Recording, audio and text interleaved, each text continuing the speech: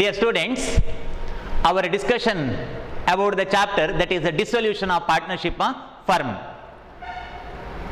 Whenever all partners decide to discontinue the business, and thereby if all partners terminate their business relation with each other, as a result total business of the firm is come to an end, which is called dissolution. In the time of dissolution of partnership firm, the accounting procedure is: number 1, all assets are sold; number 2, available amount of liabilities are paid; number 3, if there is excess amount, that is distributed to partner; and number 4, if there is a deficit, as per the principle of unlimited liability, the deficit amount should be filled by the partner out of their personal property. Alva, the accounting procedure. So, for the purpose of sale of asset and thereby to payment of liability and to calculate whether there is profit or loss, realization account is prepared. Realization account anna ಮಾಡ್ತಾರೆ. ಮಕ್ಕಳೇ, what do you mean by realization account? Realization account is a ledger account which is prepared in the time of dissolution of partnership firm to calculate profit or loss by sale of asset and payment of liability. ಒಂದು business ನಮಗೆ ಬೇಡ ಅಂತ ಹೇಳಿ ಇಡೀ business ಅನ್ನೇ close ಮಾಡಿ ಇರುವಂತಹ ಎಲ್ಲ ಆಸ್ತಿಗಳನ್ನು ಮಾರಾಟ ಮಾಡಿ ಬಂದ ಹಣದಿಂದ ಸಾಲಗಳನ್ನು ಕೊಟ್ಟಾಗ ಅಲ್ಲಿ ಬಿಸ್ನೆಸ್ಗೆ ಲಾಭ ಉಂಟೆ ಅಂದ್ರೆ ಹಣ ಉಳಿಯಿತಾ ಅಲ್ವಾ, ನಷ್ಟ ಉಂಟೆ? ಐ ಮೀನ್ ಅಸೆಟ್ ಮಾರಾಟ ಮಾಡಿ ಬಂದಂತ ಹಣ ಸಾಲಗಳನ್ನು ಕೊಡ್ಲಿಕ್ಕೆ ಸಾಕಾಗ್ತದಾ ಇಲ್ವಾ? Whether there is profit or loss, to know the same a ledger account is prepared which is called realization account. To prepare realization account there are 7 steps. Okay, I mentioned in my previous video or previous class 7 step ಇದೆ. ಅದನ್ನೇ ನಾನು ಸಪ್ತಪದಿ ಅಂತ ಹೇಳಿದ್ದೇನೆ. The first one, transfer of asset; second one, transfer of liability; next one, receipt of cash by sale of asset and payment of external liabilities; assets taken over by the partner; liabilities paid by the partner; and realization expense paid. These are the 7 steps. Just step ಅನ್ನು mention ಮಾಡಿದ್ದೇನೆ. Next 1 by 1 step ಅನ್ನು ನಾವು detail ಆಗಿ study ಮಾಡಬೇಕು. Student, in each case ಪ್ರತಿ ಸ್ಟೆಪ್ಗೆ ಕೂಡ journal entry ಇದೆ. Journal entry is very important in this chapter because 1 journal entry for 2 mark is asked from this chapter. ಒಂದು ಜರ್ನಲ್ ಎಂಟ್ರಿ ಕೇಳ್ತಾರೆ ಇಡೀ ಎಕ್ಸಾಮ್ ಅಲ್ಲಿ. ಸೊ ಅದು ಈ ಚಾಪ್ಟರ್ ಇಂದ ಕೇಳುವಂತದ್ದು. ಓಕೆ, ಹಾಗಾಗಿ ಮುಂದಿನ ಸ್ಟೆಪ್ ಅಲ್ಲಿ ಜರ್ನಲ್ ಎಂಟ್ರಿಗಳನ್ನು ನೋಡ್ಕೊಳ್ಳಿ. The first one, that is transfer of asset. In the next slide, let us discuss about the first step, that is a transfer of asset. Okay, transfer of asset ನ ಬಗ್ಗೆ detail ಆಗಿ study ಮಾಡುವ. See here, transfer of asset means in the time of sale of an asset, ಒಂದು asset ಅನ್ನ ಮಾರುವಾಗ we have to hand over the asset to one who going to purchase our business. ನಮ್ಮ business ಅನ್ನು ಯಾರು purchase ಮಾಡ್ತಾನೆ, ನಮ್ಮ ಅಸೆಟ್ಗಳನ್ನು ಯಾರು purchase ಮಾಡ್ತಾನೆ, ಅವನ ಕೈಗೆ ನಾವು ಅದನ್ನು ಕೊಡಬೇಕು. That is called transfer of asset. ಆನಂತರ ಹಣ ರಿಸೀವ್ ಮಾಡುವಂಥದ್ದು. For example, if I am willing to sale this table, ಈ ಟೇಬಲ್ ಅನ್ನ ನಾನು ಮಾರಬೇಕು ಅಂತ ಇದ್ರೆ ಫಸ್ಟಿಗೆ ಈ ಟೇಬಲ್ ಅನ್ನ ನಾನು ಇನ್ನೊಬ್ಬನಿಗೆ ಕೊಡಬೇಕು, ಆನಂತರ ಅವನಿಂದ ಹಣವನ್ನು ಪಡಿಬೇಕು. Am I correct? So first step is transfer of asset, I mean hand over of the asset to one who is going to purchase our business. ಮಕ್ಕಳೇ, ಟ್ರಾನ್ಸ್ಫರ್ ಆಫ್ ಅಸೆಟ್ ಅಂತ ಹೇಳಿದ್ರೆ ಎಲ್ಲಾ ಅಸೆಟ್ ಅನ್ನ ಟ್ರಾನ್ಸ್ಫರ್ ಮಾಡ್ಲಿಕ್ಕಿಲ್ಲ. Because all assets are not realisable asset. ಎಲ್ಲವೂ ಕೂಡ realise ಮಾಡುವಂತ asset ಅಲ್ಲ. ಫಾರ್ ಎಕ್ಸಾಂಪಲ್, ನಾನು ಪ್ರೀವಿಯಸ್ ವಿಡಿಯೋದಲ್ಲಿ ಹೇಳಿದ್ದೇನೆ, ನಮ್ಮ ಮನೆ ನಮಗೆ ಬೇಡ ಅಂತ ಆಗ್ತದೆ, ನಾವು ಮನೆಯನ್ನೇ ಮಾರ್ತೇವೆ ಅಂತಂದ್ರೆ ಮನೆಯಲ್ಲಿರುವ ಕ್ಯಾಶ್ ಅನ್ನು ಮಾರ್ತೇವ ಅಥವಾ ಪರ್ಸಲ್ಲಿ ಇರುವಂತಹ ಕ್ಯಾಶ್ ಅನ್ನು ಮಾರ್ತೇವ ಇಲ್ವಲ್ಲ. So cash is not saleable asset. For example, see here, ನಿಮಗೆ ಕೊಟ್ಟಂತಹ ಪ್ರಾಬ್ಲಮ್ ಅಲ್ಲಿ ಈ ತರ ಬ್ಯಾಲೆನ್ಸ್ ಶೀಟ್ ಇರುತ್ತೆ. ಓಕೆ, ಈ ತರ ಬ್ಯಾಲೆನ್ಸ್ ಶೀಟ್ ಇರ್ತದೆ ನಿಮಗೆ ಕೊಟ್ಟ ಪ್ರಾಬ್ಲಮ್ ಅಲ್ಲಿ. ವೇರ್ ಇನ್ ಕ್ಯಾಶ್ ಇದೆ, ಕ್ಯಾಶ್ ಎಟ್ ಬ್ಯಾಂಕ್ ಇದೆ, ಡೆಟಾರ್ಸ್ ಇದೆ, PDD, stock, bills receivable, machinery, building, goodwill, profit and loss account, I mean last year loss. So ಇದರಲ್ಲಿ ಸೇಲೇಬಲ್ ಅಸೆಟ್ ಅಂತ ಇದೆ, ನಾನ್ ಸೇಲೇಬಲ್ ಅಸೆಟ್ ಅಂತ ಇದೆ. ನಾವು ಅದನ್ನು ಪರಿಚಯ ಮಾಡಿಕೊಳ್ಬೇಕು. See here, cash non-saleable. It is not necessary to sell the cash because cash itself is the cash. What is the necessity of converting cash into cash? No.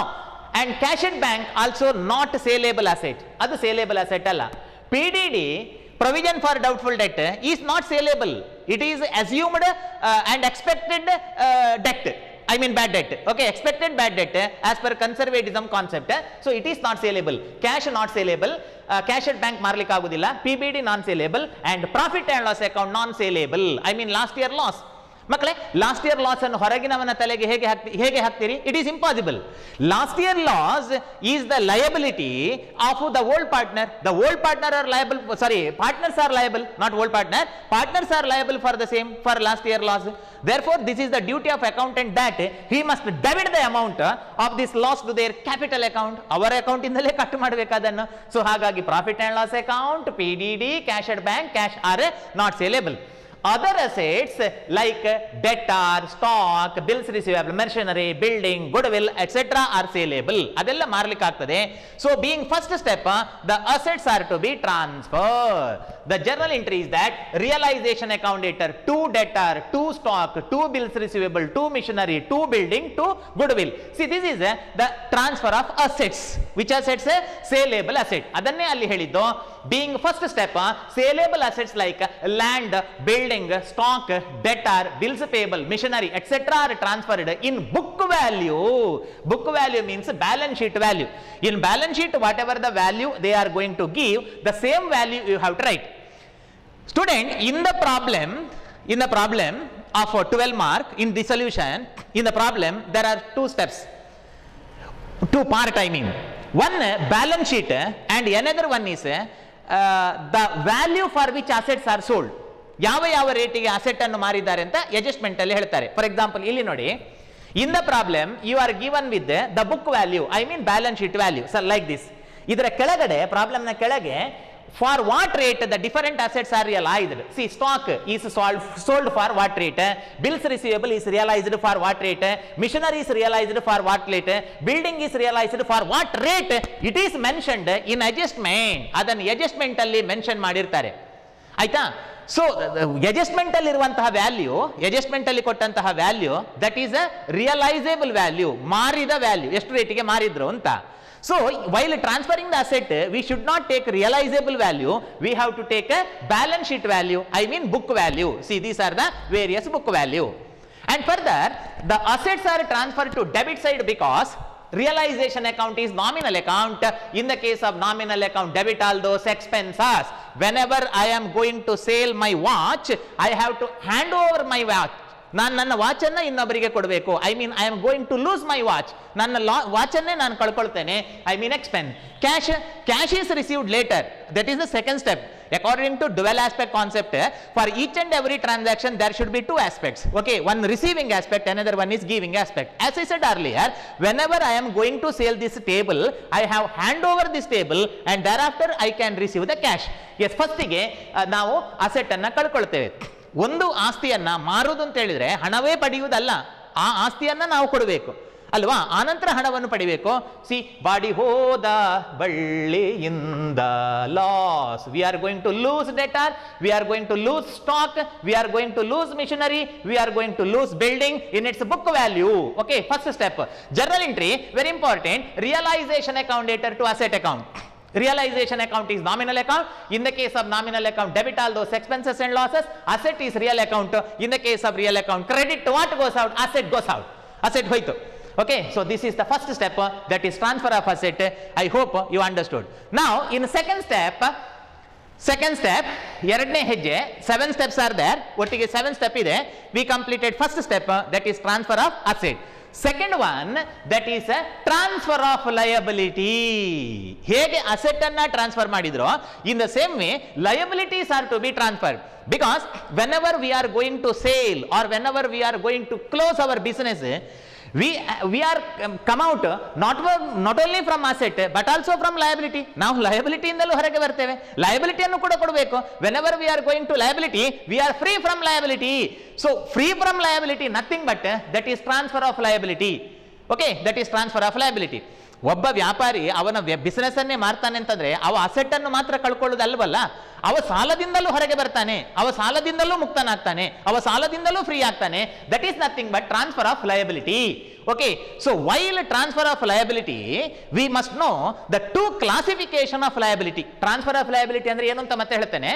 ಅದಕ್ಕಿಂತ ಮೊದಲು ನಿಮಗೆ ಲಯಬಿಲಿಟಿಯನ್ನ 2 ಕ್ಲಾಸಿಫೈ ಮಾಡಿ ಹೇಳ್ತೇನೆ. C, in the case of liability, there are two types of liability from the point of dissolution. One internal liability, another one external liability. ಯಾವುದು ಹೇಳಿ ಮಕ್ಕಳೇ? One internal liability, another one is external liability.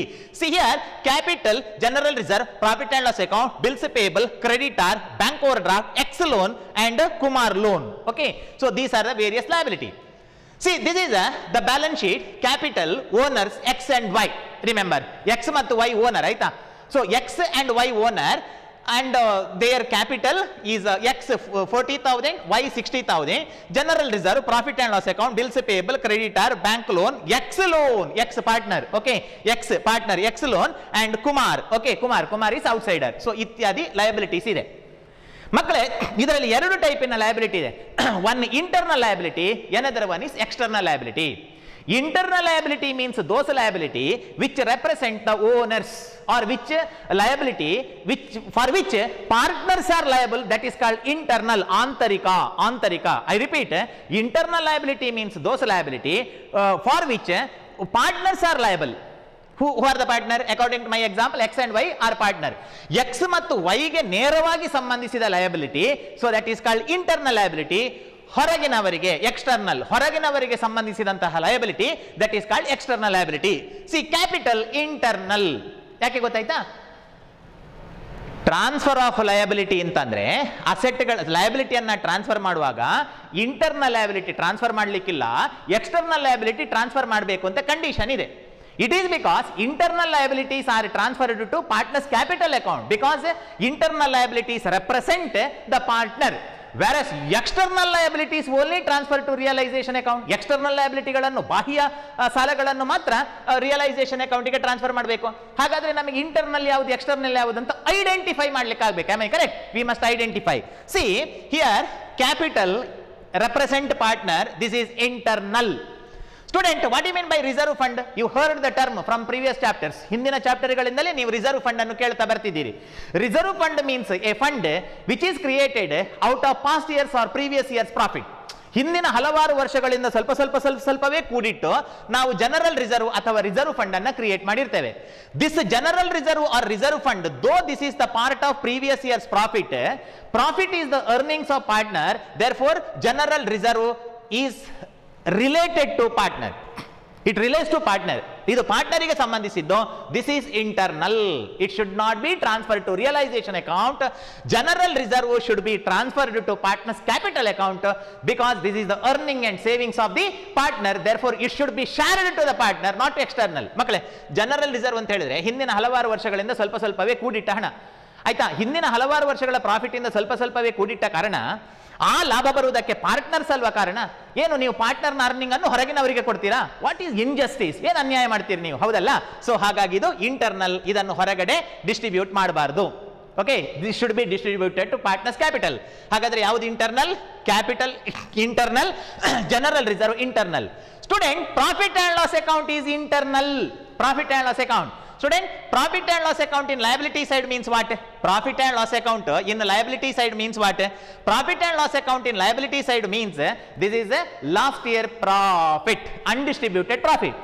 Last year profit is the part of profit relating to the partner. ಅದು ಪಾರ್ಟ್ನರಿಗೆ ಸಂಬಂಧಪಟ್ಟಂತಹ ಅವರ ಪಾಲಿನ profit. This is the part of profit of the partner.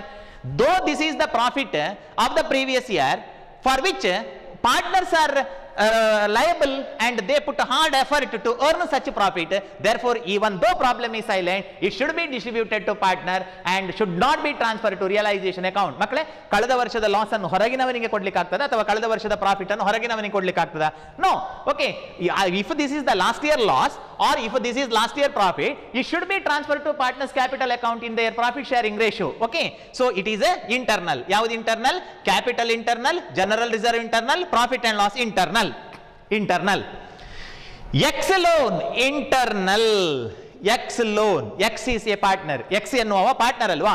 So ಹಾಗಾಗಿ X ನಿಂದ ತೆಗೆದುಕೊಂಡ ಸಾಲವನ್ನು X ಗೆ ಹಿಂದೆ ಕೊಡಬೇಕು ಹೊರತು ಅದನ್ನು ಬೇರೆಯವನಿಗೆ ಕೊಡ್ಲಿಕ್ಕೆ ಆಗುತ್ತಾ? ಇಲ್ಲ. ಸೊ ಹಾಗಾದ್ರೆ in this problem there are four internal liability. One capital, second general reserve, third profit and loss account, fourth X loan. Kumar outside or external? Kumar external. A Kumar partner ಅಲ್ಲ ಅಲ್ವಾ, so external. So internal liability like capital, general reserve, profit and loss account and partners loan should not be transferred. Only external liabilities are transferred. So what are the external liability?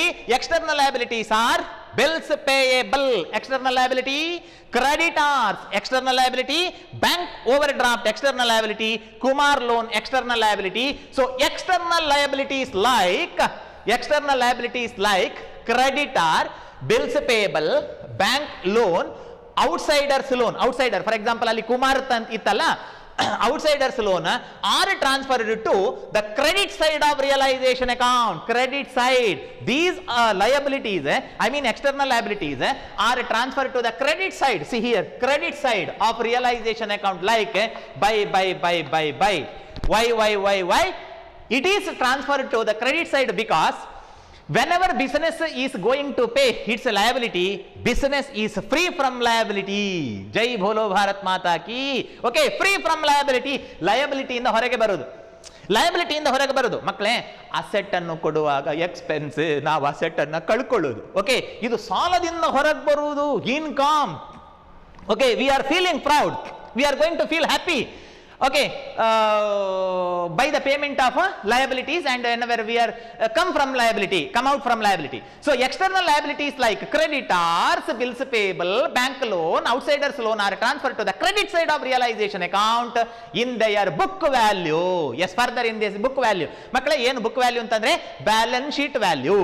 Okay, balance sheet value is called book value. See, balance sheet value means the value that is given in balance sheet. For example, bills payable 5,000, creditor 10,000, bank overdraft 3,000, Kumar's loan 8,000. So book value anna baribeku.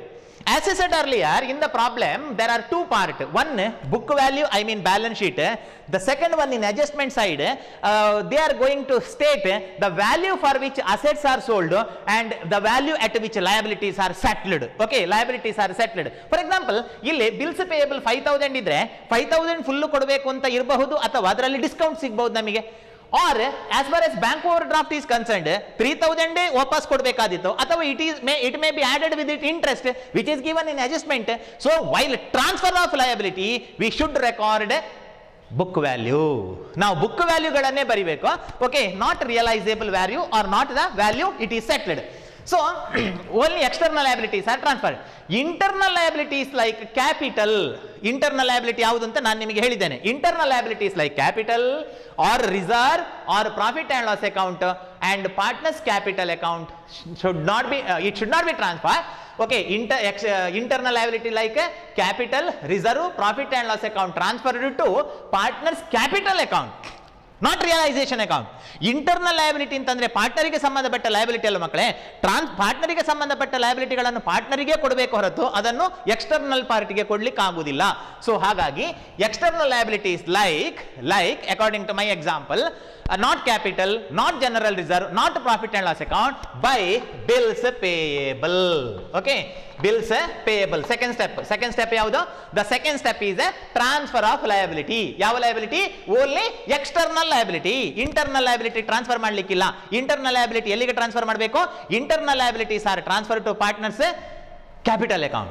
Okay, not to the realization account. So external liability, bills payable 5,000. Okay, 5,000, bills payable 5,000, creditors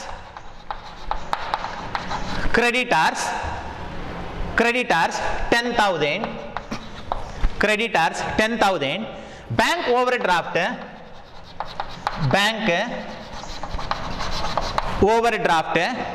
3,000, Kumar's loan by Kumar's loan, Kumar external. According to my example, partners are X and Y. X loan internal, whereas Kumar is outsider. So Kumar loan, that is 8,000. So these external liabilities are transferred. Now what is the journal entry? ಈಗ journal entry ನೋಡಿ, bills payable, creditor, bank overdraft, Kumar loan, ಇದನ್ನು ಒಟ್ಟಿಗೆ ಏನು ಅಂತ ಕರೆಯುವ? Liabilities, I mean external liability. So liabilities account dater to realization, the journal entry is liabilities account dater to realization account. Liabilities account dater to realization account. So that is the journal entry.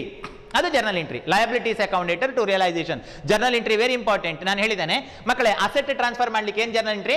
Asset transfer ಮಾಡಲಿಕ್ಕೆ realization account debtor to assets, realization account debtor to debtor to stock to bills receivable to machinery to building to goodwill. ಒಟ್ಟಿಗೆ ಏನು ಅಂತ ಕರೆಯುವುದು? Realization account debtor to assets account for transfer of asset. For transfer of liability quite opposite, ಉಲ್ಟಾ journal entry. ಏನು? Liabilities account debtor to realisation. See, whenever we are going to pay our liability will decrease. In the case of liability, debit, decrease in liability. In American rule ಅಲ್ಲಿ ಹಾಗೆಲ್ಲ ಇರೋದು. ಯಾವಾಗ ನಾವು ಲಯಬಿಲಿಟಿಯನ್ನು ಕೊಡ್ತೇವೋ ಆವಾಗ ನಮ್ಮ liability ಕಮ್ಮಿ ಆಗುತ್ತೆ. ಯಾವಾಗ ಲಯಬಿಲಿಟಿ ಕಮ್ಮಿ ಆಗ್ತದೋ ಆವಾಗ ಲಯಬಿಲಿಟಿಯನ್ನು ಡೆಬಿಟ್ ಮಾಡಬೇಕು. Debit, decrease in liability. Credit, increase in liability. whenever we are going to pay our liability will decrease, therefore debited. And realization account is nominal account. In the case of nominal account, credit all those income. Whenever we are going to pay our liability, okay, it is income to the business. So being a liability is a transfer. This is the journal entry. Makale, 7 step ide. In 7 step we completed 2 steps. The first one, transfer of saleable asset. Transfer of saleable asset, ಎಲ್ಲ asset ಅನ್ನ transfer ಮಾಡ್ಲಿಕ್ಕಿಲ್ಲ. And second one, transfer of external liability. Okay, external liability ಇದು ಎಲ್ಲ ಅಸೆಟ್ಗಳನ್ನು ನಾವು ಮತ್ತೊಬ್ಬನಿಗೆ ಕೊಡುವುದು. ಯಾರು ನಮ್ಮ business ಅನ್ನು ಪರ್ಚೇಸ್ ಮಾಡಲಿಕ್ಕೆ ಬಂದಿದ್ದಾನೆ ಅವನಿಗೆ ಕೊಡುವುದು. ಇದು ಸಾಲಗಳನ್ನು ಕೊಟ್ಟು ಸಾಲದಿಂದ ನಾವು ಹಿಂದೆ ಬರುವುದು. I mean we are going to free from our ಸಾಲಾಸ್. ಓಕೆ, ಅವರ ಸಾಲದಿಂದ ನಾವು ಹೊರಗೆ ಬರುವುದು. ಯಾವಾಗ ನಾವು ಅಸೆಟ್ ಅನ್ನು ಕಳ್ಕೊಳ್ತೇವೋ, okay, it is expense to the business. ಯಾವಾಗ ನಾವು ಸಾಲವನ್ನು ಕೊಟ್ಟು ಅದರಿಂದ ಹೊರಗೆ ಬರ್ತೇವೋ, we are going to feel proud about our business. Okay, it is income. Debit side ಬಾಡಿ ಹೋದ ಬಳ್ಳಿಯಿಂದ, ವೆರಸ್ ಕ್ರೆಡಿಟ್ ಸೈಡ್ ಜೈ ಭೋಲೋ ಭಾರತ್ ಮಾತಾ ಕಿ. Okay, in the next slide let us discuss about the third step. Okay, so ಮೂರನೇ step ಅನ್ನು ನೋಡ ಮಕ್ಕಳೇ. ಗೊತ್ತಾಯ್ತಲ್ಲ? First step transfer of saleable asset. Second step transfer of external liability. Asset ಅನ್ನ ಎಲ್ಲಿಗೆ ಟ್ರಾನ್ಸ್ಫರ್ ಮಾಡೋದು? Debit side. ಲಯಬಿಲಿಟಿಗಳನ್ನ ಎಲ್ಲಿಗೆ transfer ಮಾಡೋದು? Credit side of realization account. The third step, receipt of cash by sale of asset. Okay, the next step, that is receipt of cash. ಇಲ್ಲಿ ಉಂಟು ನೋಡಿ, ಇಲ್ಲಿ. Okay, the next step, receipt of cash by the sale of asset. Asset ಅನ್ನ ಮಾರಾಟ ಮಾಡಿ ಅದರಿಂದ ದುಡ್ಡು ತೆಕೊಳ್ಳೋದು. See, being first step, we are going to transfer the asset. Okay, transfer the asset. First step ಅಲ್ಲಿ ನಾನು ಏನು ಮಾಡಿದ್ದು ಗೊತ್ತಾ? ಈ ಟೇಬಲ್ ಅನ್ನು ನಾನು ತೆಗೆದು ಹೊರಗೆ ಕೊಟ್ಟದ್ದು. ಯಾರು ಪರ್ಚೇಸ್ ಮಾಡ್ತಾನೆ ಅವನಿಗೆ ಅದನ್ನು ಹ್ಯಾಂಡ್ ಓವರ್ ಮಾಡಿದ್ದು. Second, I am going to receive. Okay, I am going to receive the cash. So that is the step. I mean third step. The total amount of money collected by the sale of asset is calculated by referring adjustment and credited to revaluation account. Okay, credited to revaluation account. ಮಕ್ಕಳೇ, in the problem, as I said earlier, there are 2 parts. Problem ಅಲ್ಲಿ 2 part ಇರ್ತದೆ. ಒಂದು, ಈ ತರ balance sheet ಕೊಟ್ಟಿರ್ತಾರೆ, ಅದರ ಕೆಳಗೆ the rate for which assets are sold are mentioned. For example in 12 mark problem, okay, in 12 mark problem there are 2 part. Okay, there are 2 part, 2 part ಇರುತ್ತೆ. ಒಂದು, ಈ ತರ ಬ್ಯಾಲೆನ್ಸ್ ಶೀಟ್ ಕೊಟ್ಟಿರ್ತಾರೆ. One balance sheet is given and further the amount or rate for which assets are sold are given in adjustment side. It book value given and rate for which assets are sold is given. For example, here machinery is given 50,000 machinery, its value. Which value? Book value. In adjustment side it may be given that machinery is sold for rupees 45,000. Adu 45,000 ಕ್ಕೆ ಮಾರಿದ್ದು. ಅದರ book value 50, but it is sold for rupees 45,000. Whereas here stock it is given 10,000. Stock is given 10,000. In adjustment side it may be stated that stock is realized for 10,500. 10,500 ಅದನ್ನು 10,500 ರೂಪಾಯಿಗೆ ಮಾರಿದ್ದಾರೆ ಅಂತ ಅವರು adjustment ಅಲ್ಲಿ ಕೊಟ್ಟಿರ್ತಾರೆ. Being third step, we have to total how much amount we collected by the sale of asset by the reference of adjustment. ಕೆಳಗೆ problem ಅಲ್ಲಿ balance sheet ನ ಕೆಳಗೆ ಅಡ್ಜಸ್ಟ್ಮೆಂಟ್ ಅಲ್ಲಿ ಯಾವ ಅಸೆಟ್ಗಳನ್ನು ಎಷ್ಟೆಷ್ಟು ರೇಟ್ಗೆ ಮಾರಿದ್ದಾರೆ, so that is given. For example, debtor realized for rupees 5,800, stock realized for 10,000, machinery realized for 45,000, building realized for 60,000, goodwill realized for rupees 20,000. So like that, different rate for which or different amount for which assets are realized is given in adjustment side. By the reference of that adjustment and with the help of calculator, we have to calculate how much amount total collected by the sale of asset. Problem ಅಲ್ಲಿ ಕೆಳಗೆ adjustment ಅಲ್ಲಿ ಯಾವ ಯಾವ asset ಅನ್ನು ಎಷ್ಟೆಷ್ಟು ರೇಟಿಗೆ ಮಾರಿದ್ದಾರೆ ಎನ್ನುವುದಾಗಿ ಕೊಡುತ್ತಾರೆ. ನೀವು ಕ್ಯಾಲ್ಕುಲೇಟರ್ ಅನ್ನ ತಗೊಂಡು ಟೋಟಲ್ ಎಷ್ಟು ಲಕ್ಷ ಬಂತು by sale of asset, by the sale of asset, how much total amount is received, same is calculated. Okay, so that is the next step. And total amount collected by the sale of asset is credited to realization account. Credited to realization account. ಮಕ್ಕಳೇ, realisation ಒಂದು nominal account. ಯಾವ ವಿಷಯ ಅಥವಾ ಯಾವ adjustment ಹೇಳುವಾಗ ನಿಮಗೆ ಓಹ್ ದೇವರೇ ಇದು ಎಕ್ಸ್ಪೆನ್ಸ್, ಇದು ಖರ್ಚು ಅಂತ ನಿಮಗೆ ಬೇಜಾರಾಗುತ್ತೋ ಅದನ್ನು ಡೆಬಿಟ್ ಸೈಡಲ್ಲಿ ಬರಿಬೇಕು. ಯಾವುದನ್ನು ಹೇಳುವಾಗ ನಮಗೆ ಖುಷಿ ಆಗುತ್ತೆ, ಐ ಮೀನ್ ಇನ್ಕಮ್ ಅಂತ ಅನಿಸುತ್ತೆ, ಅದನ್ನು ಕ್ರೆಡಿಟ್ ಸೈಡಲ್ಲಿ ಬರಿಬೇಕು. For example, whenever I am going to say that we are going to transfer of our asset, we are going to lose our asset ಅಂತ ಹೇಳಿದಾಗ ಬೇಜಾರಾಗುತ್ತೆ. ಐ ರೈಟ್ ಅಲ್ವಾ? ನಾವು ಅಸೆಟ್ ಅನ್ನು ಕಳ್ಕೊಳ್ತೇವೆ. Okay, we are going to feel it is bad and sad. On the other hand, whenever I am going to say that we received cash by the sale of asset, we are going to proud, okay, about our business, I mean that is income. Therefore, total amount received by the sale of asset which is given adjustment side is totaled and that amount is credited to credit side of realization account. Okay, that is by, next entry, by cash or bank. Anyone. Both are correct. By cash or bank. This is the entry. For what purpose this is the entry? For the purpose of receiving cash by the sale of asset. For the purpose of receiving cash by the sale of asset. What is the journal entry? By cash or bank. Student, now read the journal entry. Cash or bank account dater to realization account. Credit side ಅಲ್ಲಿ ಇದ್ರೆ ಓದುದು ಹಾಗಲ್ವಾ? Cash or bank account dater to realization account. See here, cash or bank account dater to realization account. Cash is real account, debit what comes in, cash comes in. Bank is personal account, debit the receiver of amount, that is bank. Cheque receive ಆದರೆ bank. ನಾವು ಯಾರಿಗೆ asset ಅನ್ನು ಮಾರಿದ್ದೇವೆ ಅವ ನಮಗೆ cash ಕೊಟ್ಟರೆ cash, ಅವ ನಮಗೆ cheque ಕೊಟ್ಟರೆ that is bank. To realisation account is nominal account. In the case of nominal account, credit all those income. Okay, so it is income, therefore it is to be credited. So this is about the this is the entry as far as sale of asset and thereby cash received. ಮಕ್ಕಳೇ, ನಾನು ಹೇಳಿದ ಅರ್ಥ ಆಯ್ತಾ? ಮೂರನೇ ಸ್ಟೆಪ್ಪಲ್ಲಿ ನೀವೇನು ಮಾಡಬೇಕು ಗೊತ್ತಾ? ಮೂರನೇ ಸ್ಟೆಪ್ಪಲ್ಲಿ ನಿಮಗೆ ಕೊಟ್ಟ ಬ್ಯಾಲೆನ್ಸ್ ಶೀಟ್ನ ಕೆಳಗಡೆ, ಇದು ಬ್ಯಾಲೆನ್ಸ್ ಶೀಟ್ ಆದರೆ ಇಲ್ಲಿ ಕೆಳಗಡೆ in adjustment you are given with the rate for which assets are sold, like one list or ಪಟ್ಟಿ, ಒಂದು ಲಿಸ್ಟ್ ಕೊಟ್ಟಿರ್ತಾರೆ ಅಥವಾ ಪಟ್ಟಿ ಕೊಟ್ಟಿರ್ತಾರೆ, ಯಾವ ಅಸೆಟ್ ಅನ್ನು ಎಷ್ಟೆಷ್ಟಕ್ಕೆ ಮಾರಿದ್ರು ಅಂತ. ಫಾರ್ ಎಕ್ಸಾಂಪಲ್, ಡೆಟಾರ್ ಅನ್ನು ಯಾವ ರೇಟಿಗೆ ಮಾರಿದ್ರು, ಸ್ಟಾಕ್ ಅನ್ನು ಯಾವ ರೇಟಿಗೆ ಮಾರಿದ್ರು, bills receivable realised for what rate, machinery sold for what rate, building is realised for what rate, goodwill is realised for what rate is given in adjustment side. So by the help of calculator ಬೇಕಾದ್ರೆ ಆಯ್ತಾ total ಮಾಡಿ ಎಷ್ಟು amount collected by the sale of total asset, okay, is credited to realisation account. For example, by the total the total value of asset realized maybe it is 4 lakh for example. Okay, 4 lakh ಅಂತಂದ್ರೆ so that is recorded as 4 lakh. 4 lakh ರೂಪಾಯಿ ಸಿಕ್ಕಿತು. Okay, ಅದನ್ನು ಎಲ್ಲಿ ಕೊಟ್ಟಿರ್ತಾರೆ? in adjustment side it is given. So this is the entry by cash or bank. What is the journal entry? Journal entry is cash or bank account dater to realization, cash or bank account dater to realization account. In this theory, I hope you understood third step. Which is the third step? ಬೇಡ, first step ಹೇಳಿ. First step ಯಾವುದು? Transfer of asset. Second step transfer of liability. And next one is receipt of cash by the sale of asset. Okay, cash ಸಿಗೋದು. Asset ಮಾರಿ ಒಟ್ಟು cash ಎಷ್ಟು ಸಿಕ್ಕಿತ್ತು ಅಂತ ಎಲ್ಲಿ ಸಿಗುತ್ತೆ? ಅಸೆಟ್ ಮಾರಾಟ ಮಾಡಿ ಒಟ್ಟು ಕ್ಯಾಶ್ ಎಷ್ಟು ಬಂತು ಅಂತ ಎಲ್ಲಿ ಗೊತ್ತಾಗುತ್ತೆ? In adjustment side the list of assets for what rate it is sold is given. ಅದರ ಲಿಸ್ಟ್ ಅನ್ನ ಕೊಟ್ಟಿರ್ತಾರೆ, ಅದನ್ನು ನೀವು ಟೋಟಲ್ ಮಾಡಬೇಕು. Okay, debtor realised for what rate, bills receivable realised for what rate, machineries realised for what rate, building is realised for what amount and goodwill is realised for what value.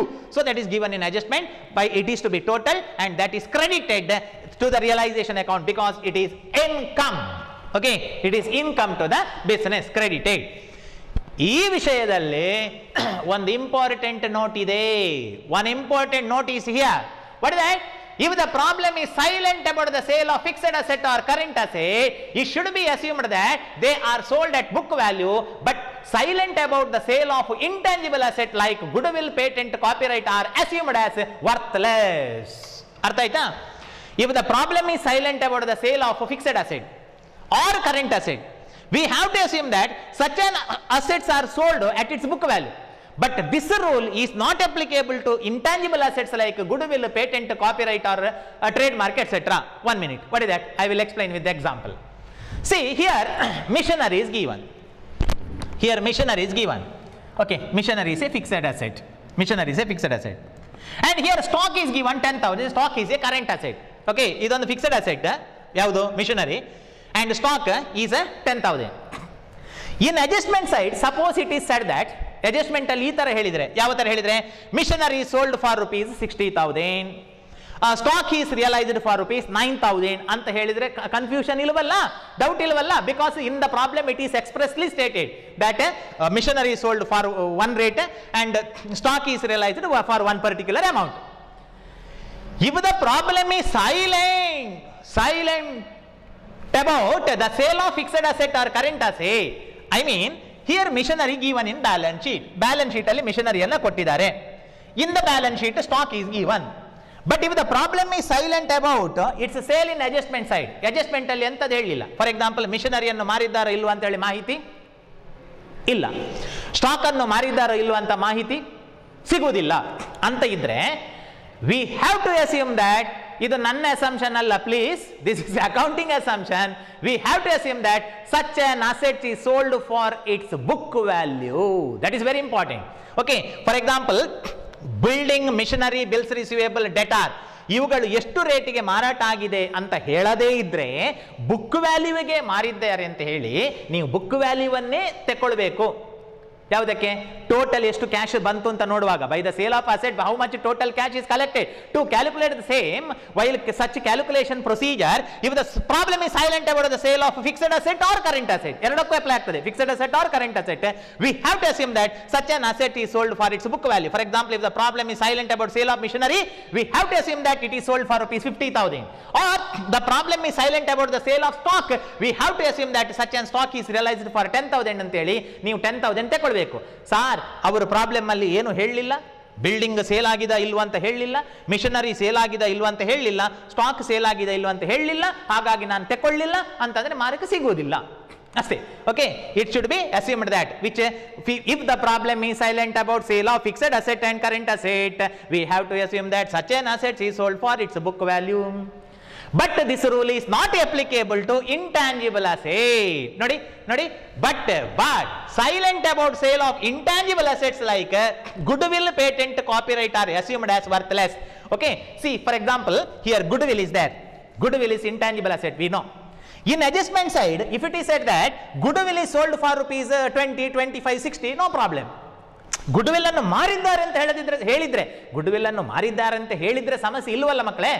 If the problem is silent in adjustment side about the sale of goodwill, goodwill ನ ಬಗ್ಗೆ ಮಾಹಿತಿಯೇ ಇಲ್ಲ, ಅದು ಮಾರಿದ್ದಾರಾ ಮಾರಲಿಲ್ವಾ ಏನು ಹೇಳದಿದ್ರೆ, we have to assume that goodwill is worthless because goodwill is not having one physical existence. goodwill ಗೆ ಒಂದು physical ಒಂದು ರೂಪ ಇಲ್ಲ.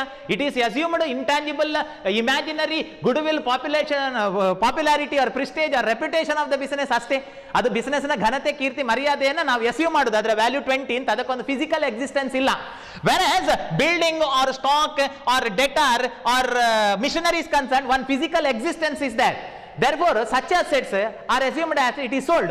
But if the problem is silent about sale of intangible asset, we have to assume that such an assets are worthless. ಅದು ಮಾರಾಟ ಆಗಲಿಲ್ಲ ಅಂತ ತಿಳ್ಕೊಳ್ಬೇಕು. Student, by this time we completed 3 steps. Okay, out of 7 steps, okay, we completed 3 steps. The number 1, transfer of asset. Second one, transfer of liability. And third one, receipt of cash by the sale of asset. Asset ಅನ್ನು ಮಾರಾಟ ಮಾಡಿ ಹಣ ಸಿಗುವಂತದ್ದು. journal entry, cash or bank account dater to realization, cash or bank account dater to realization being cash received by sale of asset. So we completed 3 steps and 3 journal entry.